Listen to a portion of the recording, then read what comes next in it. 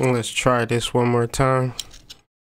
It's the Hood Mystic representing www.hoodmystic.com. This video is for the new moon in Aquarius, which happens March 6, 2019. The title of this video is called The Prism Theory. It's a reason why I titled this video The Prism Theory, based on some research and based on some experience and just kind of really dealing with this energy. I've been forced to kind of go over this over and over, based on not having, I don't know what's going on with my technology right now, but they say Mercury Retrograde is good for things of that nature, and I'm the one to not kind of believe in it, but I gotta kind of deal with it as I'm going through it. So I apologize for the technical difficulties, and let's see how this thing works. So we want to first start off with the nakshatra, being that the fact this is a new moon when the sun conjuncts the moon. In the planet of Aquarius, it is one of those energies where it's like trying to understand what it actually means and trying to understand what it is you're actually going through. The actual spot of this particular new moon falls right at on the cusp of Aquarius and Pisces, where it's not really Aquarius, but it's not really a Pisces. It's just kind of in the middle, like out in astrology. And some people may say it's in Pisces, others may say it's in Aquarius, but I feel as though understanding both energies would really serve us in understanding this new moon, because energy is one of those things where it's a combination of forces, and understanding that combinations brings new life. And if we're to understand it, if we're to fully grasp it, this is the beauty of life. And so this is why I continuously study and continuously experience astrology and speak to astrology. So the nakshatra that this new moon falls on is called Purva Bhadrapada, and Purva Bhadrapada is the symbol for it is a man with two faces, and the deity is a very ancient deity by the name of Aja Ekapada. Aja Ekapada refers to the stage of cosmic ideation where one side is pure, undifferentiated energy, Agni fire, and on the other side is heaven and earth, and the existing motion vibrating with speech and action. So on one side you have pure fire, and then if one is to fully synthesize this energy, they become a different being based upon their motion and also based upon their speech and action. So really dealing with this new moon is not about what you've been through that was difficult, or how bad things are, or can't wait for those taxes to hit, etc., etc. This is a calm transition point where you could really experience pure energy being transformed through you. Now, this is a challenge for people who think they are all too special, all too important, all too, they make the rules to life and they set the goals and they do what they want to do, etc., etc.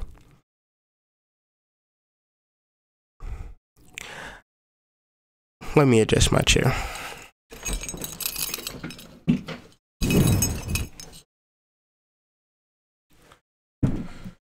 Okay, much better. So these people, us, we try to process everything as if it's all about us. It is us. This whole thing is centered around us and what we're doing and how we're doing it. And then we deal with spirituality and we don't really get it. Because we're still trying to build up this person or this entity called the personality, called us, called you, called me. And so the prism theory, very abstract concept, but the more that I'm dealing with it, the more that I'm processing it, the more that I'm just using it as just an understanding, a way of life, makes a lot more sense to me.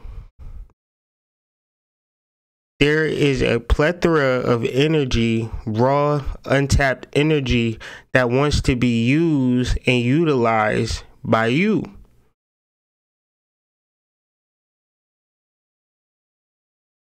But then again, we have our own personal desires and things of that nature, how we see our life and all of that. And this could be tied up into an intention, but we want to just be super, super duper mindful that we're clear. We want to always bring up the prism theory because this is one of the things that this video is titled, and a lot of this energy speaks to the prism and clarity and being a channel for deeper, grandiose energies.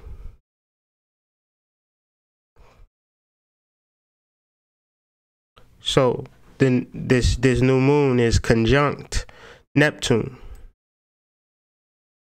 Neptune represents the third eye in medical astrology, and the third eye represents the seat of the soul, your extension from just your base animal desires to a more deeper, higher consciousness.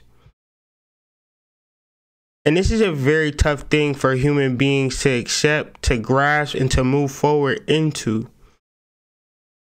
Because the more that we begin to accept this reality that there's more than just our base carnal desires, the more that we see that that's what everybody is into. So we have to make decisions. As we go through this new moon in Aquarius, as we discuss these planets and these aspects, I just want us to understand how this plays out in our lives and how we can begin to utilize this energy, which 10 times out of 10 been scratching, gnawing, begging for your attention. But even if you do pay it attention, it's still about you and not about your expression, not about your speech and action per se. This is a calm transition point from which one can witness and experience both past and future, life and death, manifestation and latency, upward and downward movement, or any distinct pair of differences. This is showtime. And so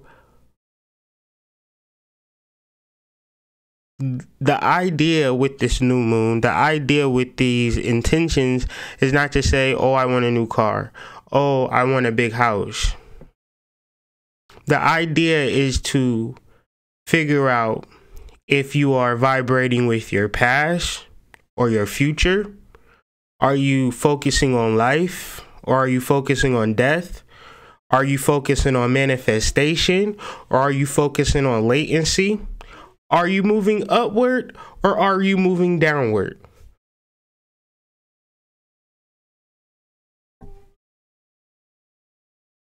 Or any form of abstraction that you find yourself. Are you getting rich? Are you doing rich things or are you doing poor things? Are you investing or are you spending? These are very powerful ideas to bring into this new moon.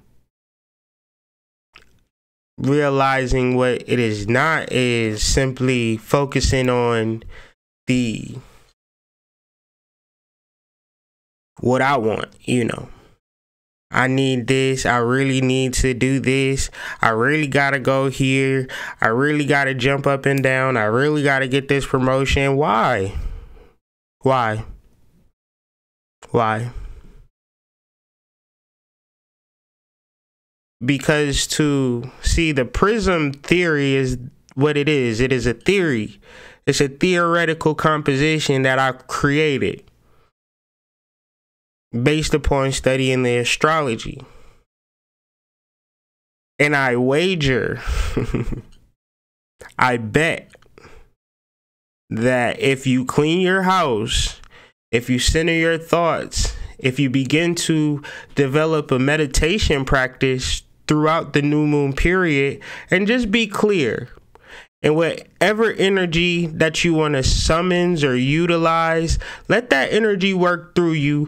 And how does that energy represent speech and action?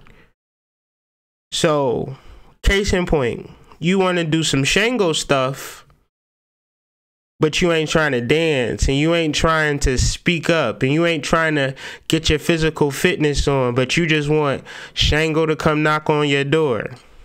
You want Shango to do all your work. You want Shango to pull your girls for you. You want Shango to get your magic popping. No. You work with Aphrodite. You want love. No, see, this is deep. This is real deep. It just came to me. In the same vein, you want love, right? So you work with Aphrodite.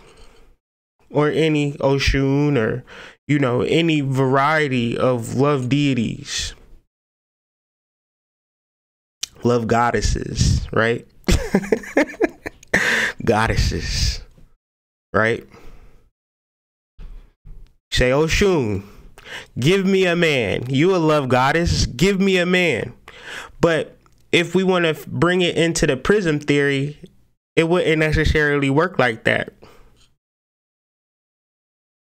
Because Oshun would represent that pure love energy, and you would be the prism for which Oshun works through. I'm sorry, sis. You have to exhibit love qualities and show love in speech and action. Nothing about the Prism theory speaks to waiting for something to happen. See, we're dealing with a pure, undifferentiated energy, fire, passion, promise, purpose. This is truth. And on the other side is heaven and earth. And heaven and earth exists in motion, speech, and action. Give me 1 second.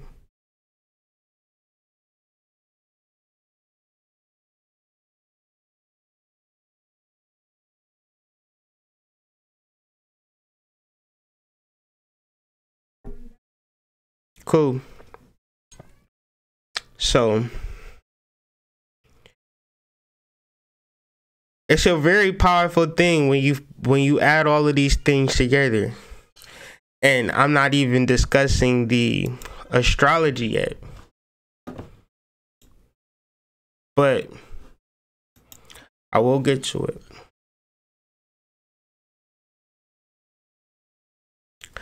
The sun conjunct the moon is at 15 degrees in Western astrology. And so 24 degrees before that is where it's actually at in sidereal astrology, which is on the cusp of Aquarius and Pisces. And so this idea, this frame of reference for this Sabian symbol is that of the need for rehearsing before any complex and inherently dangerous social ritual in which power is used or evoked. And basically, that's preparation before you go to war. And understanding the creation of Sabian symbols, these were written at a different time. And we grow up where we don't really necessarily believe in war or like war or fully understand war. But that's because nobody is invading your territory. Nobody is invading your hood with arrows and things of that nature and trying to kick down your front door and say, like, this is my property now. You feel as though since you pay rent, you there, you good. But you got to put yourself in the mindset of a person who didn't have that luxury of paying rent. So the idea with this particular Sabian symbol is that of conflict is something to be expected. And if conflict is something to be expected, then conflict is to be prepared for. And not to prepare for conflict, to be offended at every time you're offended, I guess. To take offense every time you don't agree with something. That just shows a level of naivety.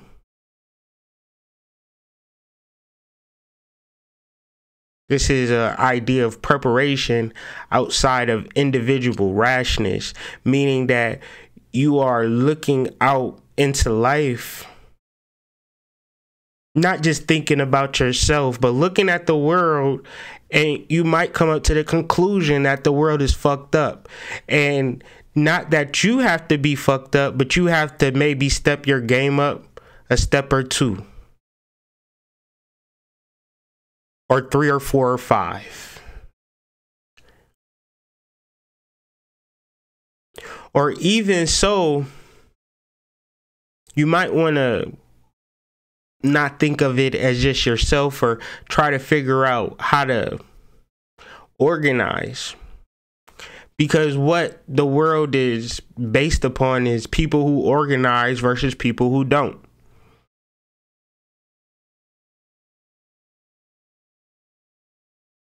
People who sacrifice their egos for common good versus people who simply live through the ego and just are afraid of losing what the ego wants.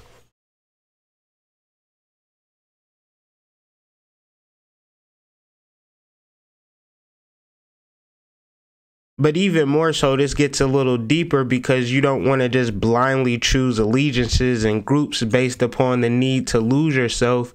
This is definitely a point of accountability within your relationships.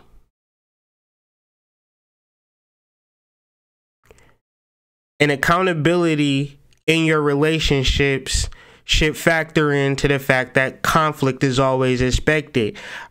We would tend to think that our partner should accept us for who we are, but that's not human nature. Human nature always wants something better, being that a man is happy, a woman is happy when their partner is improving.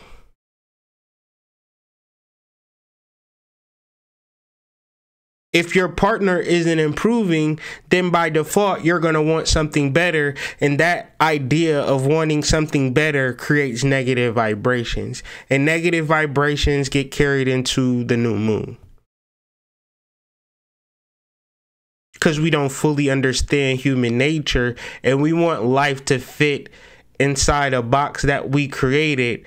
But the universe is vast. And we are a part of the universe for the moment. So whatever box you created, try fitting the universe into that box. It doesn't make any logical sense. So the idea is to learn the universe. And to learn the universe, we learn ourselves.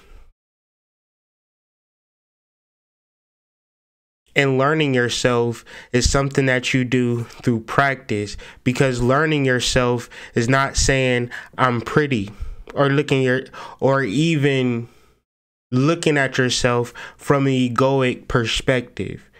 Learning yourself is through meditation, non-thought, clarity,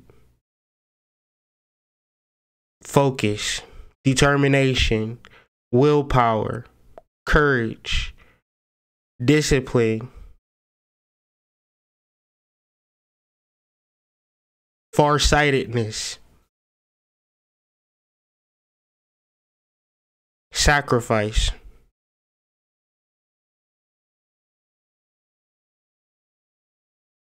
Because we want to healthily challenge our boundaries, we cannot challenge our boundaries by fulfilling our desires.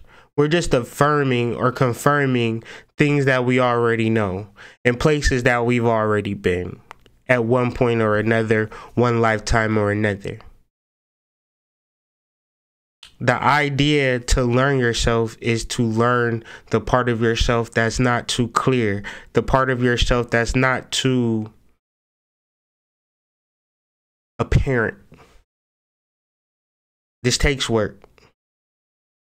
So this is why we could build a channel on discussing spirituality, because this is not something that we can talk about in one conversation and it be solved. Neptune progressed 1 degree ahead of the new moon. Speaks to the reliance on your inner source or your inner self. And you know when you're trusting your intuition, when you're not asking people for advice or suggestions. It's very wholesome. It feels very good. And every fiber of your being is agreeing with you in that moment.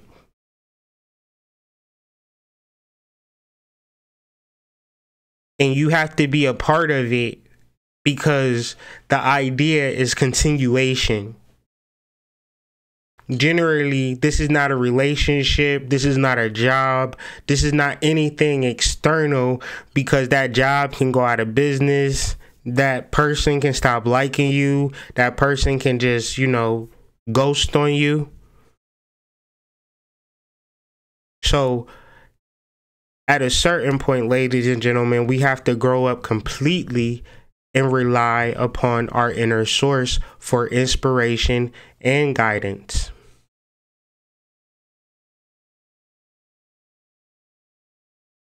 For the long haul, for the real shit, for the spiritual development. And I guess the idea that I want to speak to is prioritizing, right? Because there's a lot of different things that I do in my life, but when it comes to spiritual development, that's priority. Everything else is a result of my spiritual development, my spiritual practice, because I started from nothing, like literally nothing. I've purged plenty to get to this place.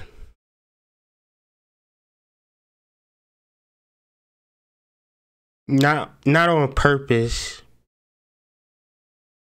but when I look back at it, and now it makes more sense. Because I didn't cry or try to look back for it or reach back, and I just kept moving forward. I kept trusting myself. And I guess the definition or the defining word for this position is strength. To trust yourself, to let yourself guide you through the meditation, through the work, through the continuation, is not easy. Because everybody, including your mother, does not want you to trust yourself.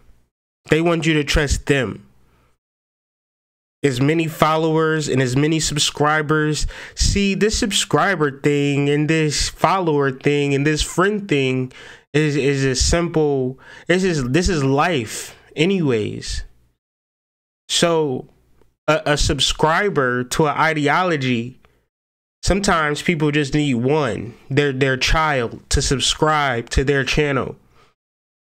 And it could be completely dysfunctional, and it can make absolutely any sense. You could be subscribed to your friend's channel, and it's literally a crash dummy school, but you're subscribed to it. You identify with it, and to agree with people, that takes no strength. Because if you resonate with a person, that's easy. And to learn to resonate with yourself, that takes a lot of strength.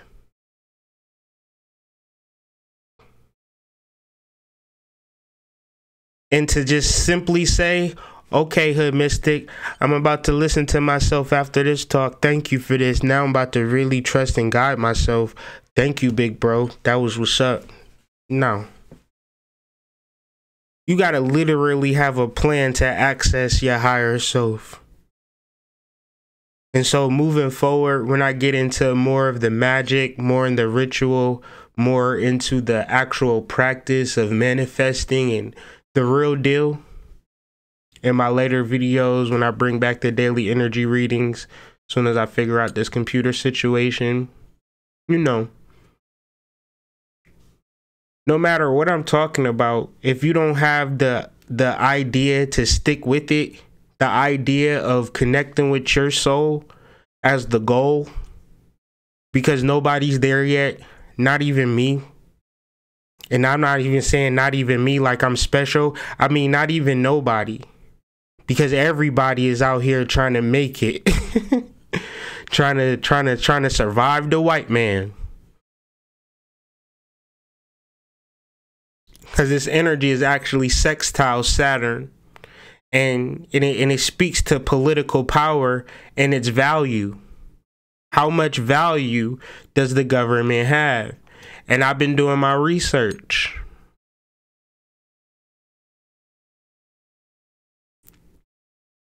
See, everything works on a spiritual outlet.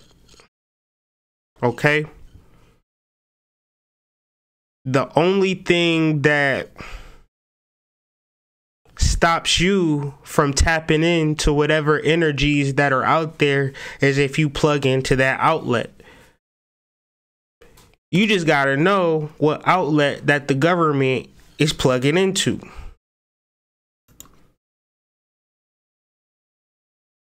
Because you might think that they're not plugging into nothing.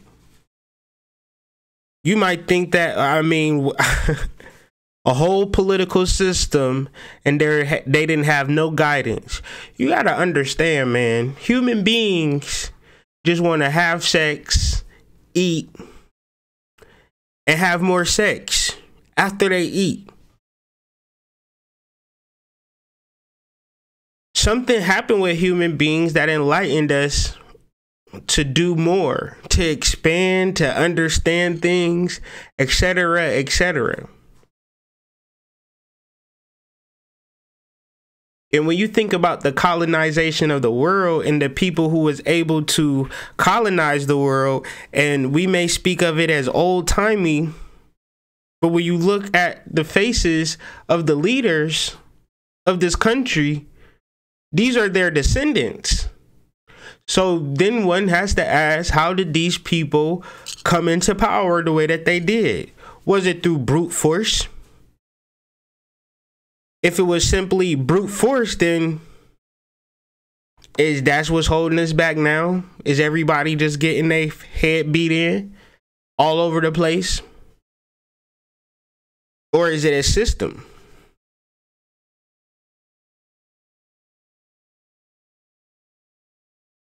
So when you do your research and you figure out, so how did this small little island country take over the whole planet to the point where they state that there is no point that the sun doesn't set in the British Empire. The British Empire runs the whole world, and so therefore the sun is always shining somewhere in the British Empire.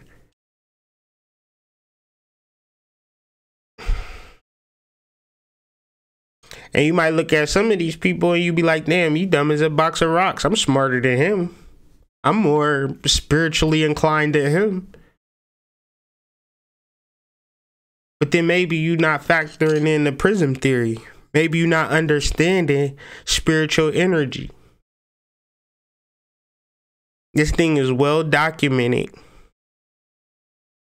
that colonialism started through secret societies, right? They say that all the time. And what is the secret of the society? You ever wondered or took a gander how a society could have a secret, and that secret could enable them to take over the world? How? Right? See, I'm way past the emotional part of world history. I'm into the science. I'm into the spiritual now. I'm like, okay, he was moving like that. Okay, go from John D to Francis Bacon. Okay. To Adam Weishaupt. Okay. Adam Weishaupt is George Washington. All right. And it might sound like conspiracy theory, but when you look up and watch the news and, you know, it's still the same game. A bunch of characters masquerading as leaders, and they're just literally using spiritual outlets and plugging into them. The reality is that their outlets have been revealed. And so throughout the week, we'll begin to talk about some of those plugs that we can begin to plug into. Some of the magic that we could begin to tap into so we could take over the world. Because literally, they had a 400-year contract, and that contract started in 1619. And now, 400 years later, those outlets have been released, and the information has been revealed to me through dreams, through channeling, through plain old YouTube videos.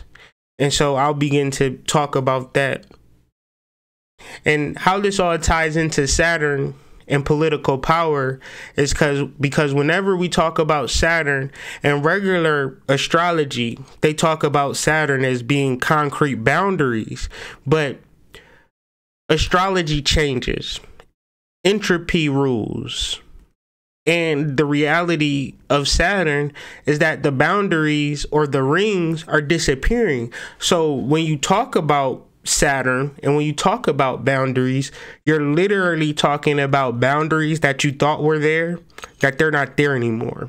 So leaders that you thought were leaders, they're really not leaders, but they're working with something. And now it's our time to begin to work with it. So the new moon is trine Saturn, and it's also trine Mars, and Mars and Saturn. Well, actually, let me backtrack. The new moon is sextile Saturn and sextile Mars, and Mars and Saturn are trine. Okay? And this trine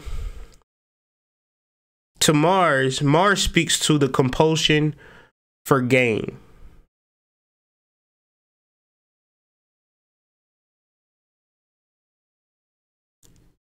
And this really speaks to the Aquarian energy as well, because it speaks to bearing or holding on to something and either letting go or moving forward, carrying things, and then wondering why you don't have advantages because you're too heavy.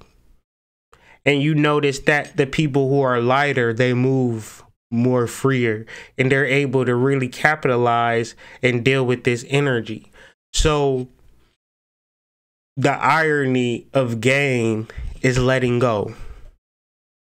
For those who are really into it for gain, for those who are really into it to make things happen, what are you letting go? What are you creating space for? Because a new moon in Aquarius is about letting go, being free, so you could really maximize what you could possibly grasp. Not willy-nilly give it all away, but learning how to invest and prepare for return would be a better idea. Being that this is Taurus energy and it's still about gain and letting go, the proper way to let go is through investing. Smart investing. Investing in yourself. Because even if you don't get any money back, what you do get is experience. Good old Mercury retrograde. Good old Mercury retrograde. What is Mercury retrograde and how does it affect us?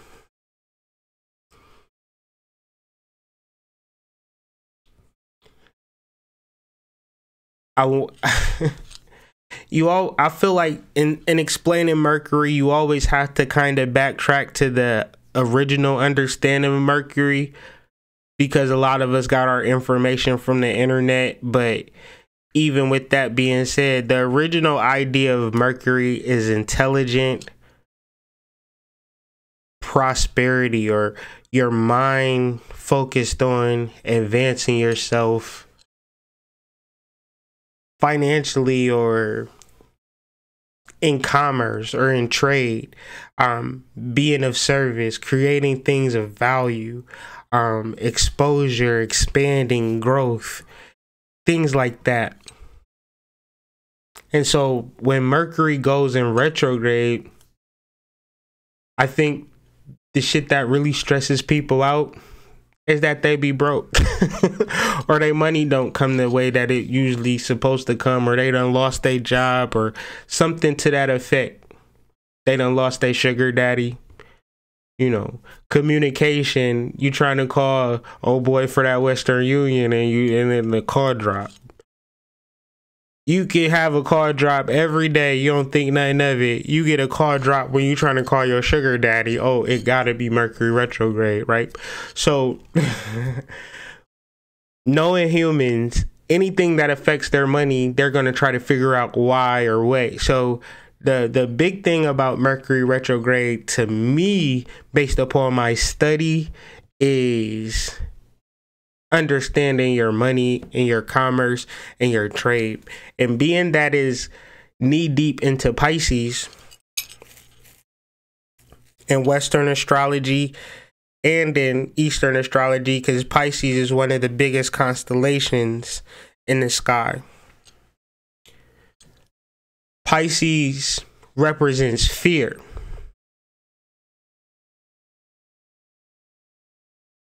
The Sabian symbol that Mercury goes retrograde speaks to a prism.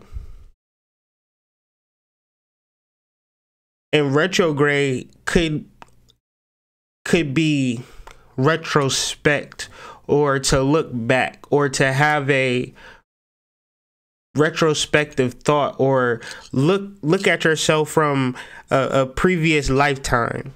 That's what I'm trying to get to.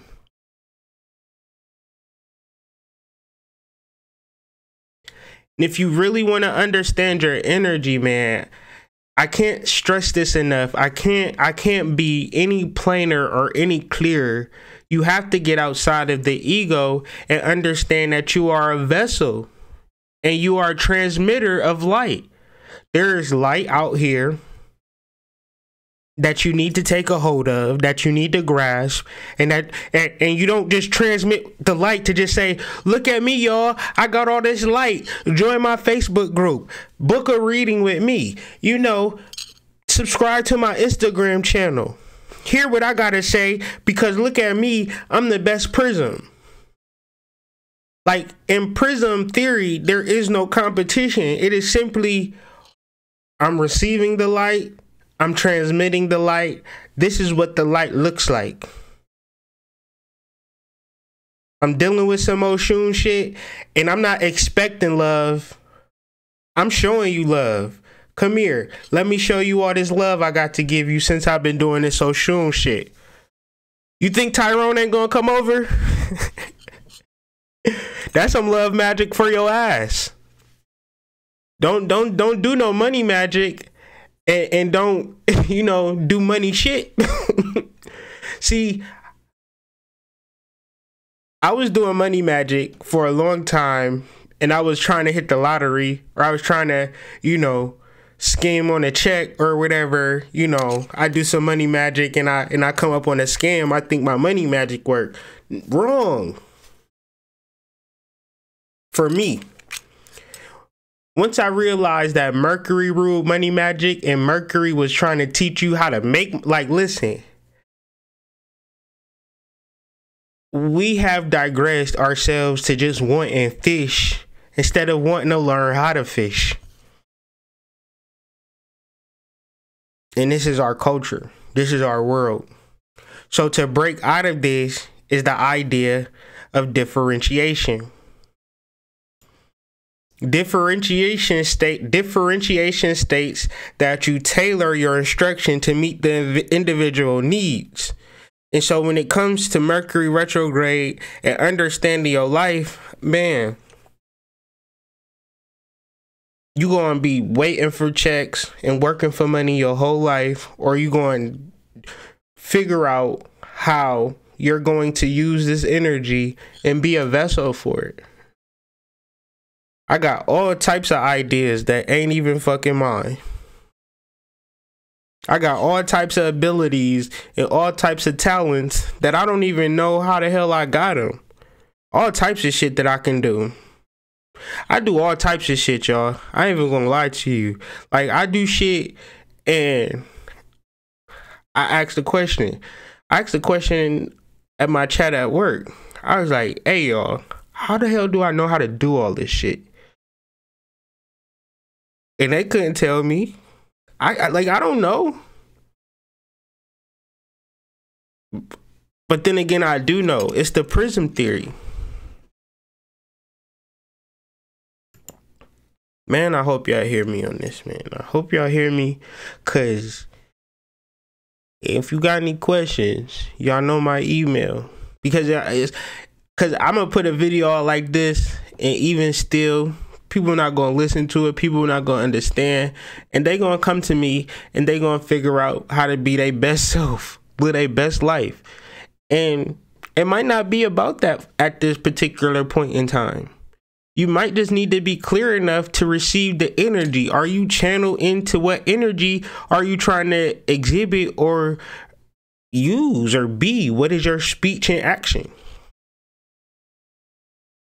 You just waiting for shit to happen to you or for you? I'm telling you, love magic ain't for love to happen for you. It's for you to be loved, to show love. All of this. So, in understanding magic and understanding consciousness and everything, we have to be inspired and guided by our dreams. And if we are not actively at least trying to dream, seek to dream, putting shit under your pillow, trying shit online, figuring it out,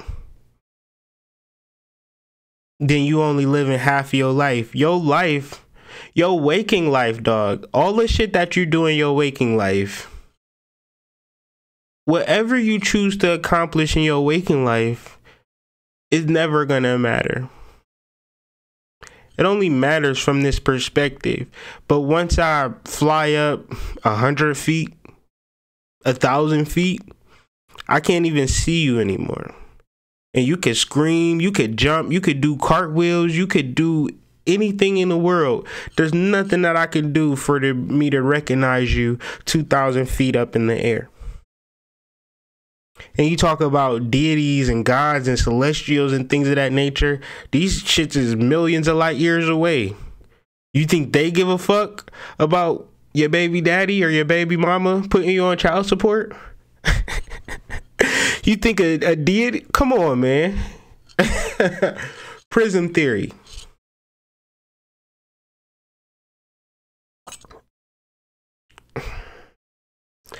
Yo, we're going to be in Atlanta March 30th. 31st at the Ancestral Soul Bazaar. Follow me on Instagram for more details. Be sure to email me at hoodmystic@gmail.com. You know, I'm feeling really good and I'm doing really good, and I'm moving my content to be more of a platform where people can discuss things. So if that's you and you've been wanting to chop it up with me and you've been wanting to kind of tell people about yourself and things of that nature, feel free to email me at hoodmystic@gmail. Serious inquiries only. But if you are ready to talk and ready to be heard, we can do a hangout on air. I'm trying to do that as much as possible. I'm trying to talk to as many people as possible because I want to hear what you got to say. I want to know your experiences. I want to know your products. I want to know your talents. I want to know more about you. I'm on here talking about myself, and I'm really not that interesting. Y'all are why I'm here. You know, and it's really about coming together in 2019.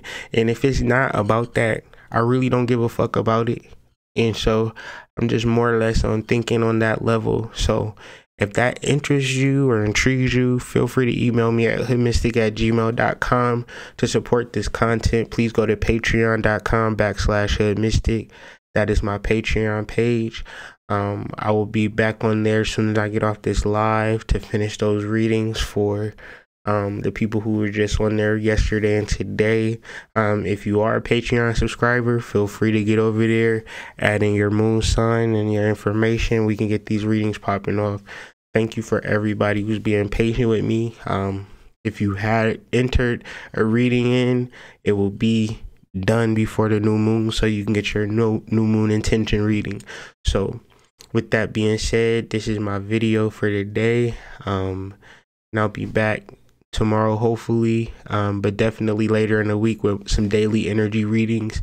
Really want to deal with this magic and really want to deal with this shit and talk about this shit in full and living color. So be prepared for that. Make sure you get yourself right for this new moon. Clear out the house. Get rid of shit.